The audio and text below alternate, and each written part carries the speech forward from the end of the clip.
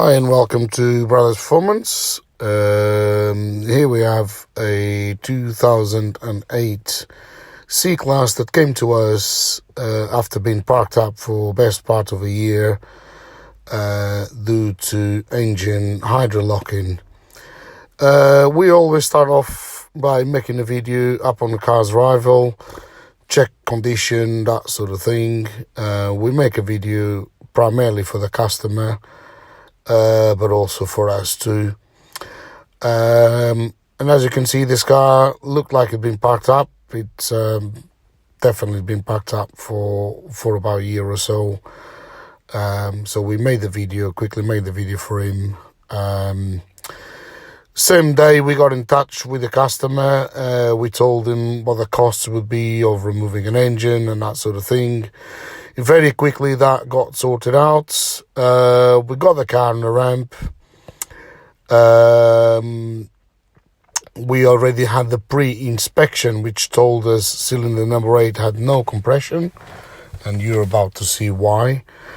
We checked the mileage. We normally run a diagnostics as well, just through the diagnostics machine, just to make sure whatever pre-diagnostics have been done either by the garage or the customer, it's somewhat correct, but we always do our own anyway.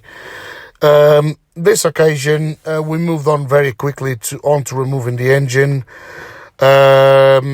Same day again we had the engine out. We had the engine pretty much inspected, and it became very soon it became obvious that the engine had suffered from hydrolocking. The engine itself was very clean, i.e. washed out with petrol. It didn't look in bad condition apart from cylinder number 8, and you're about to see it, that he actually had a piece missing altogether. That piece was in the engine. And as you can see, we're just literally pointing it out as to what the bit that was missing.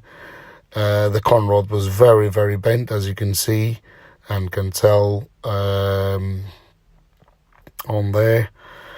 But like I said, we moved on very quickly on to getting bits and fixing the engine. We're just lubricating the block there just to make sure the crank hadn't suffered damage as well, so to make sure that it moved freely. It didn't need any great effort to move it, so that tells us that other bearings are okay and the crank itself had not suffered damage. If I remember correctly, we ended up replacing a lot of the lower bearings anyway. We replaced everything whilst we were there as a standard build in one of these. If I remember, this build took about 3 days all in all. So from getting parts and so on, from getting the engine out to putting the engine back in, I think it took about 3 days if I remember. New oil pump, new water pump, that goes on as standard on these builds. Custom agreeing, of course, and as you can see, all the gaskets, bolts, everything is brand new and from Mercedes, and the car ran really, really sweet. I'll leave a clip at the end on how the car sounded in the end, because it sounded fantastic when we started it up, really did. And because the car had no MOT at the time, we didn't have a choice but to run it for a few miles on a dyno. And that's exactly what we did, some fresh petrol in, and that was that.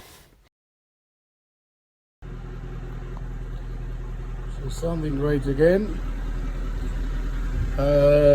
Because we can't quite get an MOT, probably this week, we're going to do a few miles on a dyno with it. We haven't cleaned it obviously or anything like that, but the important thing is the engine running very sweet, as you can hear.